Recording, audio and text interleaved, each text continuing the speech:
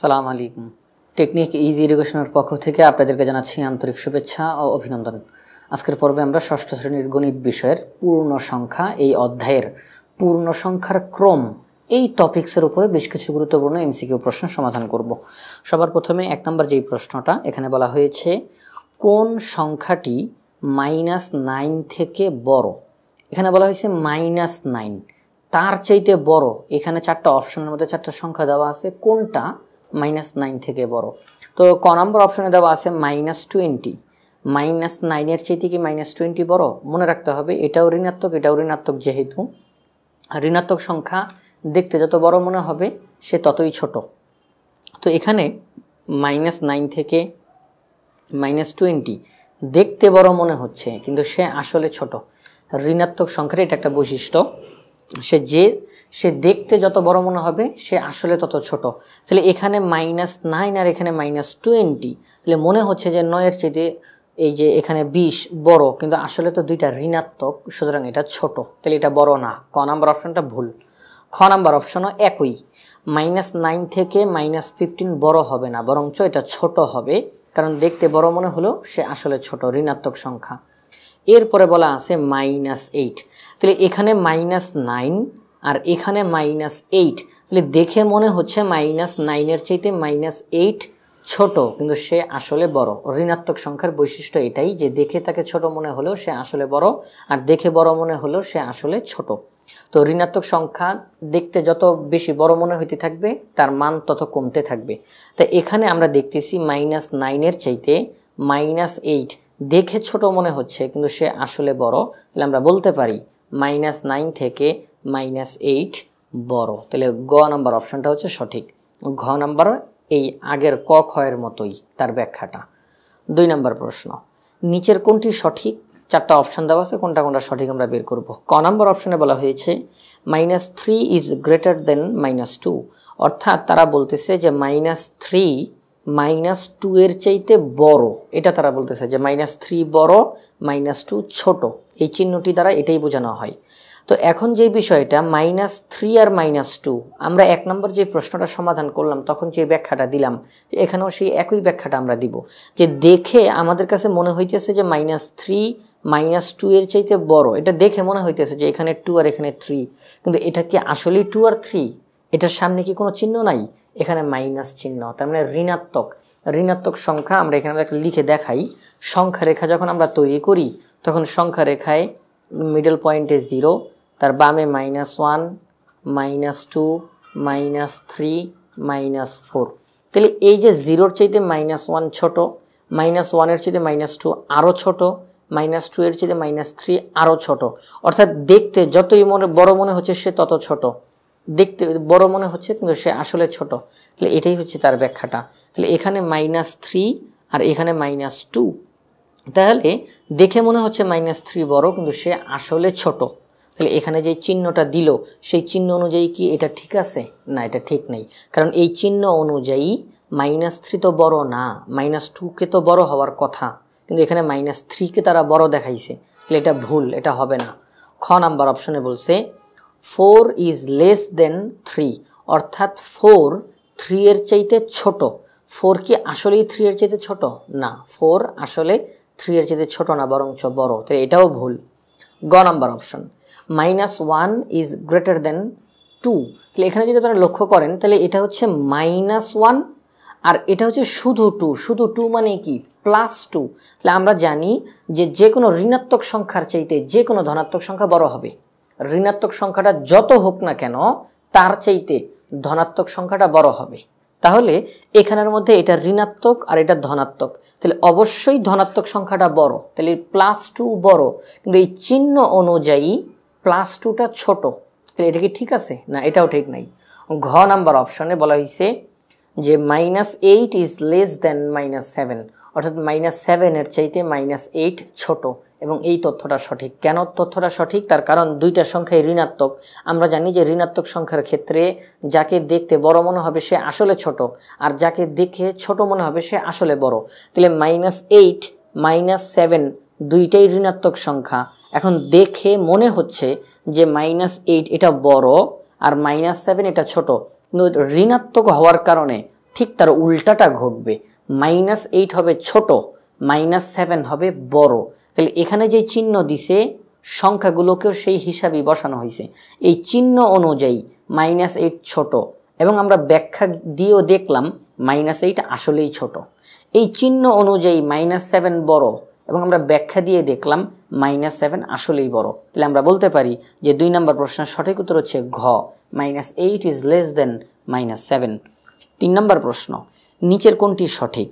আমরা এখানে সবগুলো 2 নম্বর প্রশ্ন বললো সঠিক, 3 নম্বর প্রশ্ন বললো সঠিক, তোমরা বের করো কোনটা। তো এখানে আমরা দেখি কোনটা সঠিক হবে। ক নম্বর অপশনে বলছে 1 ইজ গ্রেটার দেন -1, অর্থাৎ এখানে যে 1 দিল এটা কি 1? +1। তারা বলতেছে +1 -1 এর চাইতে বড়, এই তথ্যটা সঠিক। কেন? এই যে আমরা একটু আগে যেই ব্যাখ্যাটা দিয়েছিলাম যে কোনো ঋণাত্মক সংখ্যার চাইতে যে কোনো ধনাত্মক সংখ্যা বড় হয়, এই যে গ নাম্বার অপশনে দিয়েছিলাম 2 এর গতে ব্যাখ্যাটা, এখানেও সেই একই কাজ। সেটা হচ্ছে -1 এটা হচ্ছে ঋণাত্মক, আর +1 এটা হচ্ছে ধনাত্মক। তাহলে ঋণাত্মক সংখ্যার চাইতে ধনাত্মক সংখ্যা বড় হবেই। তাহলে সুতরাং -1 এর চাইতে +1 বড়। এখানে যে চিহ্নটা দেওয়া আছে এই চিহ্নটা অনুযায়ী এটাকেই বড় দেখানো হচ্ছে। তাহলে আমরা বলতে পারি এটাই সঠিক, যে +1 বড়, -1 ছোট, এই অপশনটাই সঠিক, বাকিগুলো ভুল। খ নাম্বারে আপনারা দেখতে পাইতেছেন যে এটা হচ্ছে 0 আর এটা হচ্ছে -1। তাহলে এটা -1 এটা হচ্ছে ঋণাত্মক সংখ্যা। এটা কি সংখ্যা? ঋণাত্মক সংখ্যা। তাহলে 0-র চাইতে ঋণাত্মক সংখ্যা কখনোই বড় হবে না। 0-র চাইতে বড় হবে শুধুমাত্র ধনাত্মক সংখ্যাগুলো। 0-র চাইতে বড় হবে কোনগুলো? ধনাত্মক সংখ্যাগুলো। কিন্তু এখানে 0-র চাইতে ঋণাত্মক সংখ্যাটাকে বড় দেখানো হয়েছে, সুতরাং এটা ভুল। গ নাম্বার অপশন 0 = 1, অর্থাৎ তারা বলতেছে 0 এবং 1 সমান সমান। এই দুটো কি সমান? না, এটা ভুল। ঘ নাম্বার অপশনে তারা বলতেছে -1 0-র চাইতে বড় অথবা সমান। এখানে একটু এই চিহ্নটা দিকে একটু খেয়াল করবেন। এই চিহ্নটা দ্বারা বোঝানো হয় যে 0-র চাইতে -1 বড় হতে পারে, আবার সমান হতে পারে। এই যে এই দাগ আর এই দাগটা দ্বারা এটাই বোঝানো হয় যে এখানে দাগটা এরকম সোজা দেওয়া আছে, অনেক সময় এইভাবে দেওয়া হয়, এই যে এইভাবে করে দেওয়া হয়, এতে করে বুঝতে সুবিধা হয়। সেটা কি? আমি যদি নিচের এই দাগটাকে ঢেকে ফেলি তাহলে মনে হবে বড় চিহ্ন, আবার যদি আমি উপরের এই দাগটাকে ঢেকে ফেলি তাহলে মনে হবে সমান চিহ্ন। তাহলে তারা এখানে এটাই বোঝানোর চেষ্টা করছে যে 0-র চাইতে -1 বড় অথবা সমান। তাহলে আমরা তো জানি খ নাম্বারে দেখলাম 0-র চাইতে -1 বড় না, গ নাম্বারে দেখলাম 0 আর গ নাম্বার না, এখানে 0 আর -1 কখনোই সমান হবে না, কারণ এটা 0 আর এটা ঋণাত্মক সংখ্যা, সমান হবে না। তাহলে আমরা বলতে পারি 3 নম্বর প্রশ্নের সঠিক উত্তর হচ্ছে ক। আমরা এখানে যেহেতু ক নাম্বার সঠিক উত্তরটা পেয়ে গেছি, এটা বলি আমরা পরবর্তী প্রশ্নে চলে যেতে পারতাম, কিন্তু বাকি অপশনগুলো কেন ভুল হইল আমরা তার ব্যাখ্যাটাও দেওয়ার চেষ্টা করলাম। তাহলে 3 নম্বর প্রশ্নের সঠিক উত্তর হচ্ছে ক, 1 ইজ গ্রেটার দেন -1। 4 নম্বর প্রশ্নে বলা হয়েছে সবচেয়ে বড় ঋণাত্মক পূর্ণ সংখ্যা হলো, এরপরে 4টা অপশন দেওয়া আছে, এবং এটা আমরা সরাসরি বলে দিই যে সবচেয়ে বড় ঋণাত্মক পূর্ণ সংখ্যা হলো -1। যেমন আমরা যখন একটা সংখ্যা রেখা তৈরি করি, সংখ্যা রেখার মধ্যে একদম মাঝখানে থাকে 0, তার বাম দিকে থাকে -1, তারপরে -2, তারপর -3। তাহলে 0-র চাইতে -1 ছোট, তার চাইতে -2 আরও ছোট, -2 এর চাইতে -3 আরও ছোট। আমরা এদিকে আরও যত সংখ্যা লিখতে থাকবো সকল সংখ্যা হবে ঋণাত্মক। এইদিকে বাম দিকে সবগুলো সংখ্যা হবে ঋণাত্মক, এবং এগুলো সব আরও ছোট হইতে থাকবে। তাহলে আমরা এখানে কি দেখতে পাইলাম? -1টাই সবচেয়ে বড়। ঋণাত্মক সংখ্যা, যত ঋণাত্মক সংখ্যা আছে তাদের মধ্যে -1 সবচেয়ে বড়। এরপরে যত ঋণাত্মক সংখ্যা আছে সবগুলো -1 এর চাইতে ছোট হতেই থাকবে। তাহলে আমরা এটা বলতে পারি যে সবচেয়ে বড় ঋণাত্মক পূর্ণ সংখ্যা হলো -1। এটা আমাদের গ নাম্বার অপশনে দেওয়া রয়েছে, সুতরাং এটাই সঠিক উত্তর। 5 নম্বর প্রশ্ন, ঊর্ধ্বক্রমানুসারে সাজালে কোনটি সঠিক হবে? তো এখানের মধ্যে ঊর্ধ্বক্রম মানে কি? আমরা জানি যে ঊর্ধ্বক্রম বলতে বোঝানো হয় ছোট থেকে শুরু হবে, বড়র দিকে যেতে থাকবে, অর্থাৎ ছোট থেকে শুরু করে বড়র দিকে যাবে, তার মানে তাকে বলা হয় ঊর্ধ্বক্রম। আর অধক্রম বলা হয় যে বড় থেকে শুরু হয়ে ছোটর দিকে যাওয়া। তাহলে আমরা তো এখানে অধক্রম করতেছি না, আমরা করতেছি ঊর্ধ্বক্রম। তাহলে ঊর্ধ্বক্রম বলতে বোঝানো হবে ছোট সংখ্যা থেকে শুরু হবে, আস্তে আস্তে বড় সংখ্যার দিকে যেতেই থাকবে। তাহলে আমরা এখানে দেখি আমাদের যে 4টা অপশন দেওয়া, প্রত্যেকটা অপশনের মধ্যে অনেকগুলো সংখ্যা দেওয়া আছে, আমরা শুধু তাদেরকে দেখব যে ছোট সংখ্যা থেকে শুরু করে বড় সংখ্যার দিকে যাইতেছে কিনা, তাহলে আমরা তাকে সঠিক বলবো। যদি দেখি যে না এখানে আমাদের কোনো ওলট পালট হয়ে যায়, তাহলে সেটা ভুল হয়ে যাবে। ক নম্বর অপশন, -109, -108, -110, -118 আর এখানে 112। আমরা দেখি এটা ঊর্ধ্বক্রম অনুসারে আছে কিনা। ঊর্ধ্বক্রম অনুসারে সাজালে সবচেয়ে ছোটটা থাকবে আগে, সবচেয়ে ছোটটা, কারণ ছোটটা দিয়েই শুরু হবে। তাহলে আমরা এখানের মধ্যে -109 -108, তাহলে আমরা বলতে পারি একটা সিরিয়াল আছে। -109 এর চাইতে -108 বড়। আমরা জানি যে ঋণাত্মক সংখ্যা দেখে ছোট মনে হইলেও সে আসলে বড় হয়। তাহলে 109 আর 108 দেখে এটাকে ছোট মনে হইতেছে, কিন্তু এটা তো ঋণাত্মক, সুতরাং এটা বড়। তাহলে -109 থেকে -108 বড়, ঠিক আছে। -108 থেকে -110 এটা কিন্তু ছোট। এই যে এখানে আমাদের একটা কিন্তু তারা ওলট পালট করে ফেললো, কারণ 108 আর এখানে 110 বিয়োগ -108 -110 দেখে এটাকে বড় মনে হইতেছে, কিন্তু সে আসলে ছোট। তাহলে আমরা এখানে কি দেখতে পাইলাম? ছোট, বড়, বড় থেকে আবার ছোট। তাহলে এটা একটা ওলট পালট হয়ে গেল না, যে হলো ছোট থেকে শুরু হয়ে বড়তে গেল, বড় থেকে আবার ছোটতে গেল, এটা ওলট পালট হয়ে গেল, এটা ভুল, সামনে আর দেখারই দরকার নাই। এরপরে খ নাম্বার অপশন, -108 এরপরে +118। তাহলে আমরা জানি যে ঋণাত্মক সংখ্যার চাইতে ধনাত্মক সংখ্যা বড়, ঠিক আছে। তাহলে এটা ছোট, তার চাইতে 118 বড়। এখন 118-র চাইতে কি 112 বড়? না, 112 ছোট।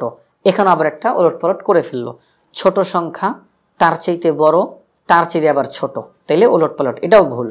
গ নাম্বার, -118 +112, তাহলে ঋণাত্মক সংখ্যার চাইতে ধনাত্মক সংখ্যা বড়। তাহলে আমরা বুঝলাম যে এটা ছোট, তার চাইতে এটা বড়, এখন তার চাইতে আরো বড় হওয়া লাগবে, কিন্তু এখানে আবার ঋণাত্মক সংখ্যা দিয়ে দিয়েছে, আবার ওলট পালট।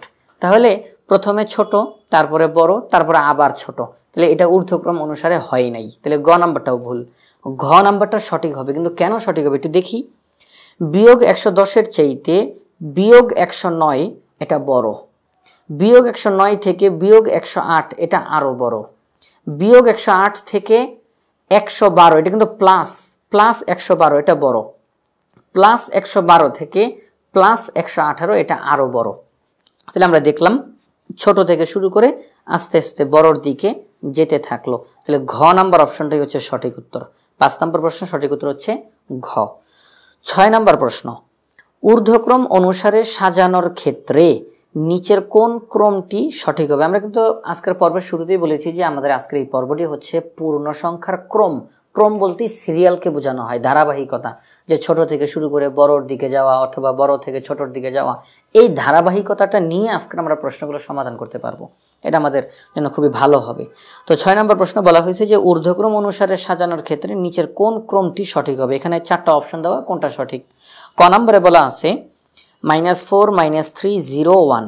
যেহেতু বলছে ঊর্ধ্বক্রম, ঊর্ধ্বক্রম মানে কি? ছোট থেকে শুরু করে বড়র দিকে যাওয়া। তাহলে -4 থেকে -3 বড়, এটা আমরা জানি যে ঋণাত্মক সংখ্যা দেখে ছোট মনে হইলো সে আসলে বড়।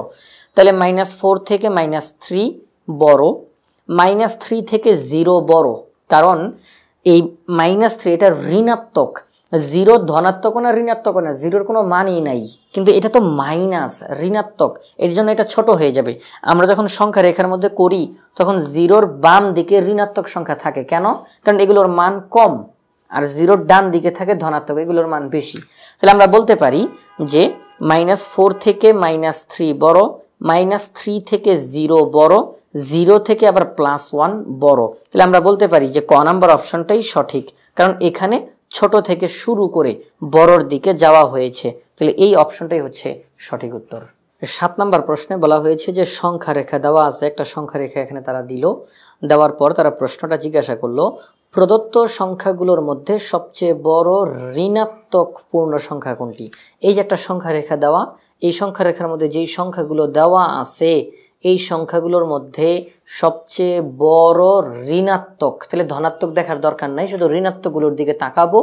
ঋণাত্মক সংখ্যাগুলোর মধ্যে সবচেয়ে বড় কোনটা? তাহলে এখানে ঋণাত্মক সংখ্যা -1, -2, আমরা একটু আগেই সমাধান করে এসেছি যে ঋণাত্মক সংখ্যাগুলোর মধ্যে সবচেয়ে বড় হচ্ছে -1, তাহলে -1 আমাদের খ নাম্বার অপশনে দেওয়া, এটাই সঠিক উত্তর। 8 নাম্বার প্রশ্ন, ঊর্ধ্বক্রম অনুসারে সাজানো আছে কোনটি? এখানে 4টা অপশনের মধ্যে কোনটা ঊর্ধ্বক্রম অনুসারে সাজানো আছে? আমরা আশা করি আপনারা ইতিমধ্যে ঊর্ধ্বক্রমের ধারণাটা পেয়ে গেছেন। তো আমরা এখন দেখি যে কোনটা সঠিক। -2 এর চাইতে +3 বড়, +3 এর চাইতে -1 ছোট। তাহলে ছোট বড় ছোট হবে না, এটা সিরিয়াল হয় নাই।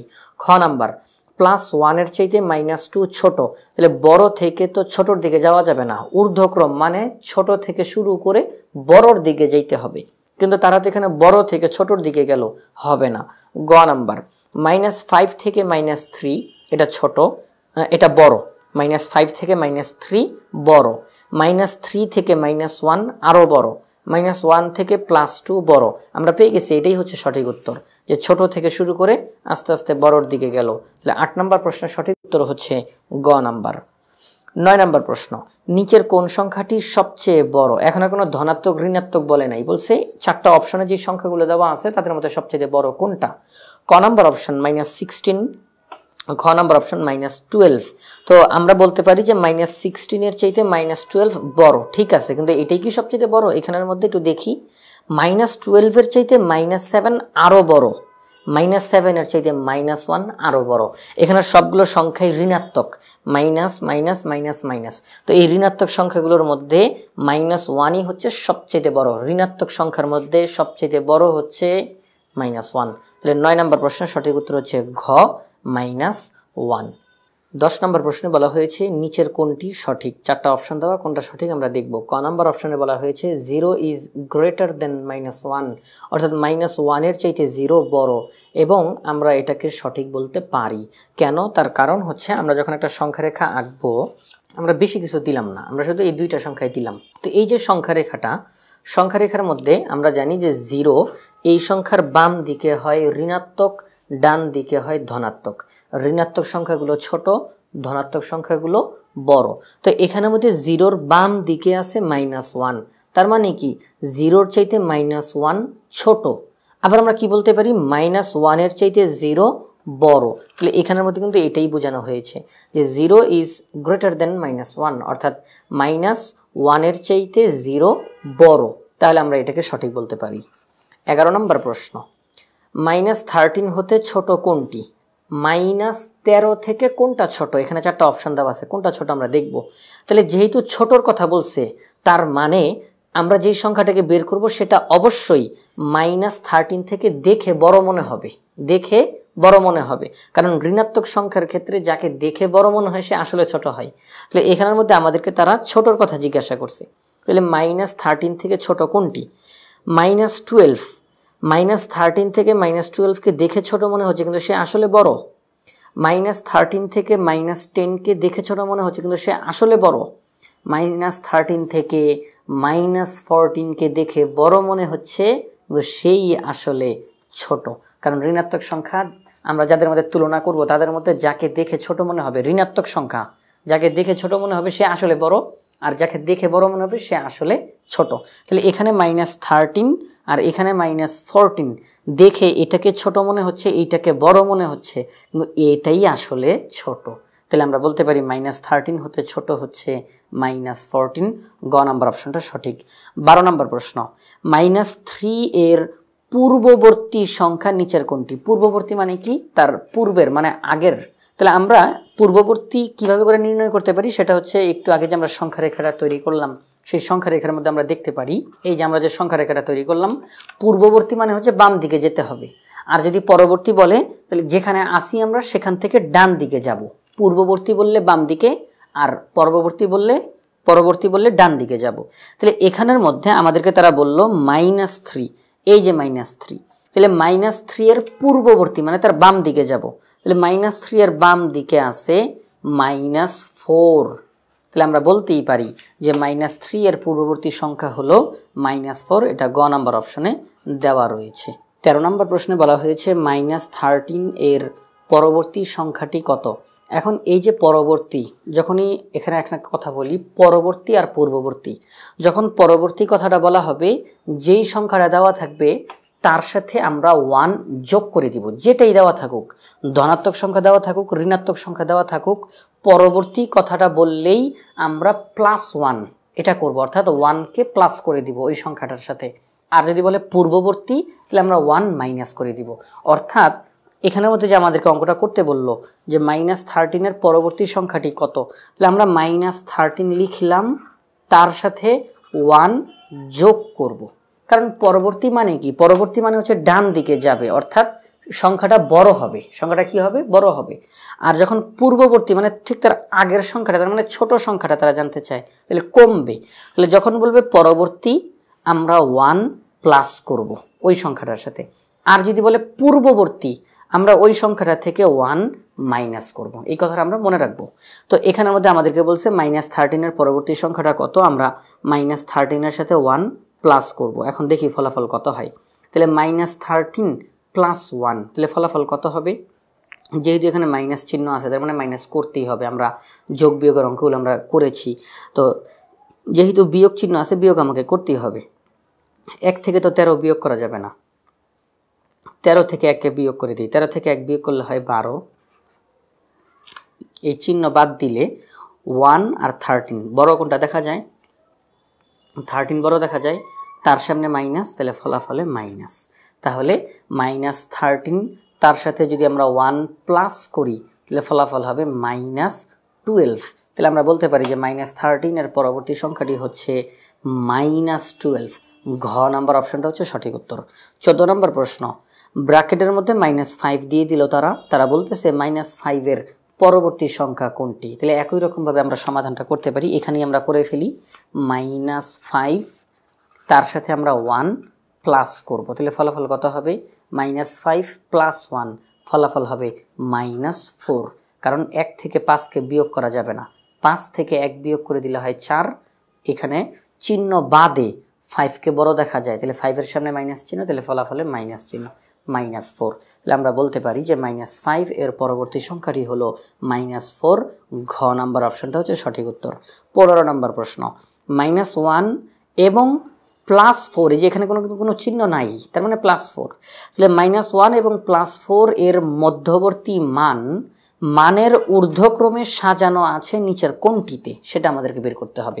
অর্থাৎ -1 এবং +4 এই দুইটা সংখ্যার মাঝখানে যে সংখ্যাগুলো আছে, এই দুইটা সংখ্যা না, কিন্তু এই দুইটাকে আমরা নিব না। এই দুইটা সংখ্যার মাঝখানে যে সংখ্যাগুলো আছে তাদেরকে মানের ঊর্ধ্বক্রমে সাজাইতে হবে, অর্থাৎ ছোট থেকে শুরু করে বড়র দিকে যাইতে হবে। তাহলে এটার সমাধানটা আমরা কীভাবে করে করতে পারি? আমরা এখানের মধ্যে -1 লিখলাম আর এখানে 4 লিখলাম, দুইটা সংখ্যা লিখলাম। এবার এই দুইটা সংখ্যার মধ্যবর্তী সংখ্যাগুলো আমরা বের করি। -1 এর পরে হচ্ছে 0, তারপরে 1, তারপর 2, তারপর 3, তারপরে 4। তাহলে আমরা এখানে কি দেখলাম? -1 এবং +4 এই দুইটা সংখ্যার মধ্যবর্তী সংখ্যা হচ্ছে 0, 1, 2, 3, এবং এই সংখ্যাগুলো কিন্তু এই মুহূর্তে মানের ঊর্ধ্বক্রমে আছে। কিভাবে? ছোট হচ্ছে 0, তার চাইতে 1 বড়, তার চাইতে 2 বড়, তার চাইতে 3 বড়। তাহলে আমরা এখানে দেখলাম যে 0, 1, 2, 3 এগুলো মানের ঊর্ধ্বক্রম অনুসারে আছে। আমরা ঠিক এটাকে হুবহু এইটাকে এই অপশনগুলোর মধ্যে যেখানে পাবো সেটাকেই সঠিক বলবো। আমরা দেখি তাহলে 0, 1, 2, 3, 0, 1, 2, 3 এখানে আমাদের অপশনগুলোর মধ্যে আমরা দেখতেছি এই যে গ নাম্বার অপশন 0, 1, 2, 3, এটাই হচ্ছে আমাদের সঠিক উত্তর। ঘ নাম্বারেও কিন্তু 0, 1, 2, 3 আছে, কিন্তু সেখানে আবার +4টাকে তারা দিয়ে দিছে। +4কে তো নেওয়া যাবে না, -1 এবং 4 এর মধ্যবর্তী সংখ্যাগুলোকে নিতে হবে। তাহলে গ নাম্বার অপশনটাই হচ্ছে সঠিক উত্তর। তাহলে আমরা বলতে পারি 15 নম্বর প্রশ্নের সঠিক উত্তর হচ্ছে গ, 0, 1, 2, 3। 16 নম্বর প্রশ্নে বলা হয়েছে নিচের কোনটি সঠিক। তো এখানে আমাদের ক নাম্বার অপশনে দেওয়া আছে -1 তার চাইতে -2 বড়, -2 এর চাইতে -3 বড়। এটা পুরাটাই ভুল, কারণ আমরা জানি যে ঋণাত্মক সংখ্যা -1 সবচেয়ে বড় ঋণাত্মক সংখ্যার ক্ষেত্রে। তো এখানে আমাদের তারা বলতেছে -1 ছোট, -2 বড়। এখানে এই ভুলটা করে ফেলছে, এটা শেষ, এটা হবে না। খ নাম্বার, -1 বড়, -2 ছোট, -2 বড়, -3 ছোট। এটা ঠিক আছে, কেন? কারণ -1 বড়, তার চাইতে -2টা ছোট, -2 এর চাইতে -3 আরও ছোট, তাহলে এটাই সঠিক। তারপরে গ নাম্বারে -3 ছোট, -4 বড়। এই যে এখানের মধ্যে তারা ভুলটা করলো। ঋণাত্মক সংখ্যা দেখে যাকে ছোট মনে হয় সেই আসলে বড়, আর দেখে যাকে বড় মনে হয় সে আসলে ছোট। এখানের মধ্যে তারা ভুলটা হয়ে গেছে, তাহলে এটা হবে না। ঘ নাম্বার অপশন, -5 বড় -4 ছোট, কিন্তু আসলে কি, আসলে -5 ছোট -4 বড়, তাহলে এটাও হবে না। তাহলে আমরা বলতে পারি যে 16 নম্বর প্রশ্নের সঠিক উত্তর হচ্ছে খ। 17 নম্বর প্রশ্ন, নিচের কোনটি ঠিক? 4টা অপশন দেওয়া, অনেকগুলো সংখ্যা দেওয়া আছে এবং এখানে আমাদের একটু লক্ষ্য রাখতে হবে। ক নাম্বার অপশন, 100 বড় 95 ছোট, ঠিক আছে। যে চিহ্ন, এই চিহ্ন অনুযায়ী এটাই, যে 100 বড় 95 ছোট, 95 বড় 90 ছোট, ঠিক আছে। তাহলে 100-র চাইতে 95 ছোট, 95-এর চাইতে 90 ছোট। এরপর একটা কমা দিছে, তাহলে কমা দেওয়ার কারণে আমরা বলতে পারি যে আপাতত এতটুকু শেষ, এবার আলাদা একটা অংশ। এবার আলাদা যেই অংশ সেখানে বলা আছে 90 বড় 75 ছোট, এটাও ঠিক আছে। তাহলে আমরা বলতে পারি এই শুরু থেকে এই 90 অর্থাৎ কমা পর্যন্ত সিরিয়ালটা ঠিক আছে। 100-র চাইতে 95 ছোট, 95-এর চাইতে 90 ছোট। এরপরে কমার পরে যে আবার আরেকটা সিরিয়াল দেওয়া 90 বড় 75 ছোট, এটাও ঠিক আছে। তাহলে আমরা বলতে পারি ক নাম্বার অপশনটাই সঠিক। বাকিগুলো ভুল কেন হলো এটা দেখি। খ নাম্বার অপশন, 100-র চাইতে 95 ছোট, 95-এর চাইতে 90 ছোট, ঠিক আছে। কিন্তু এইখানটাতে দেখেন কি লিখছে, 90-এর চাইতে 90 ছোট, এটা কি হইল? 90-এর চাইতে কি 90 ছোট? তাহলে এখানটাতে তারা ভুলটা করলো। এরপরে গ নাম্বার অপশন, 100-র চাইতে 95 ছোট, 95-এর চাইতে 90 ছোট, 90-এর চাইতে আবার 90 বড়, তাহলে এখানেও ভুল। ঘ নাম্বার, 100-র চাইতে 95 বড়, 100-র চাইতে 95 বড়, তাহলে এটাও ভুল, তাই না? কারণ 100 চাইতে তো 95 বড় না, 95 ছোট। তাহলে আমরা বলতে পারি 17 নম্বর প্রশ্নের সঠিক উত্তর হচ্ছে ক। 18 নম্বর প্রশ্নে বলা হয়েছে -15 এর চেয়ে বড় কোনটি? আমরা জানি যে বড় বললে আমরা কি করব, পরবর্তী আর বড় দুইটা একই অর্থ প্রকাশ করবে। তাহলে এখানের মধ্যে আমাদেরকে কয়েকটা অপশন দেওয়া আছে, এই অপশনগুলোর মধ্যে কোনটা সঠিক আমরা দেখি। তাহলে এই যে ক নাম্বার অপশনে দেওয়া আছে -18, তাহলে -15 আর এখানে -18, আমরা কিন্তু বড় সংখ্যা খুঁজে বের করব, বড়। তাহলে এই যে বড়, তাহলে -15 -18 দুইটাই ঋণাত্মক, তাহলে ঋণাত্মক সংখ্যার ক্ষেত্রে দেখে যাকে বড় মনে হয় সে আসলে ছোট। তাহলে -15-এর চাইতে -18 বড় না। এরপরে -17, -15 থেকে -17 বড় না। এরপরে -16, -15-এর চাইতে -16 দেখে বড় মনে হচ্ছে কিন্তু সে আসলে ছোট। এরপরে ঘ নাম্বার অপশনে দেওয়া আছে -14, -15 থেকে -14কে দেখে ছোট মনে হচ্ছে কিন্তু সে আসলে বড়। তাহলে আমরা বলতে পারি -15-এর চেয়ে বড় কোনটি? -14, অর্থাৎ ঘ নাম্বার অপশনটাই হচ্ছে সঠিক উত্তর।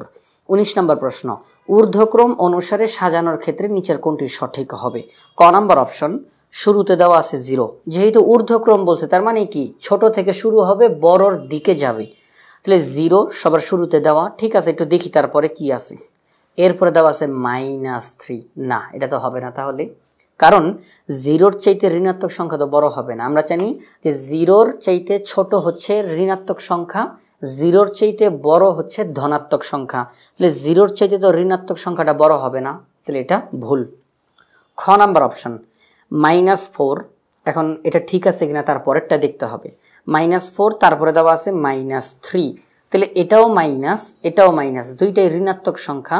তাহলে ঋণাত্মক সংখ্যার ক্ষেত্রে যাকে দেখে ছোট মনে হচ্ছে সে আসলে বড়, তাহলে -4 এর চাইতে -3 বড়, -3 এর চাইতে 0 বড়। তাহলে আমরা এটাকেই সঠিক বলতে পারি যে ঊর্ধ্বক্রম অনুসারে সাজানোর ক্ষেত্রে এটা সঠিক।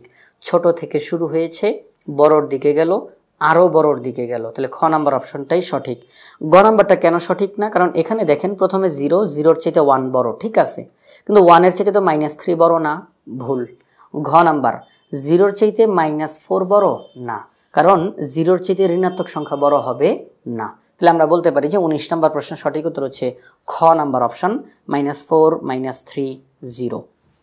20 নম্বর প্রশ্ন, একটা সংখ্যা রেখা দেওয়া আছে, বলা হলো যে প্রদত্ত সংখ্যাগুলোর মধ্যে, অর্থাৎ এই সংখ্যার রেখাটার মধ্যে যেই সংখ্যাগুলো আছে +1, 0, -1, -2, তারা বলতেছে যে প্রদত্ত সংখ্যাগুলোর মধ্যে সবচেয়ে ছোট ঋণাত্মক পূর্ণ সংখ্যা কোনটি? এই সংখ্যা রেখাটার মধ্যে যে সংখ্যাগুলো আছে তাদের মধ্যে সবচেয়ে ছোট ঋণাত্মক পূর্ণ সংখ্যা কোনটি? তাহলে ঋণাত্মক বলার কারণে এই 0 আর +1 এই দুইটার দিকে দেখার দরকারই নেই, যেহেতু ঋণাত্মক বলছে আমরা ঋণাত্মক সংখ্যাগুলো দেখব। -1 -2। এখন বলছে এই -1 আর -2 এর মধ্যে কোনটা ছোট? তাহলে আমরা জানি যে এই -1 আর -2 এর মধ্যে -2 ছোট। কেন কেন? তার কারণ -1 বড়। যত ঋণাত্মক সংখ্যা আছে তার মধ্যে -1 সবচেয়ে বড় ঋণাত্মক সংখ্যার মধ্যে। তাহলে এই দুইটা ঋণাত্মক সংখ্যার মধ্যে এটা বড়, তাহলে এটা ছোট, -2টা ছোট। তাহলে আমরা এখানের মধ্যে -2 ছোট, এটা ঘ নাম্বার অপশনে দেওয়া আছে। তাহলে আমরা বলতে পারি যে 20 নাম্বার প্রশ্নের সঠিক উত্তর হচ্ছে ঘ -2। আশা করি আজকের পর্বটি তোমাদের ভালো লেগেছে। পরবর্তী পর্ব দেখার আমন্ত্রণ জানিয়ে আজকের মতো এখানেই বিদায় নিচ্ছি। আসসালামু আলাইকুম।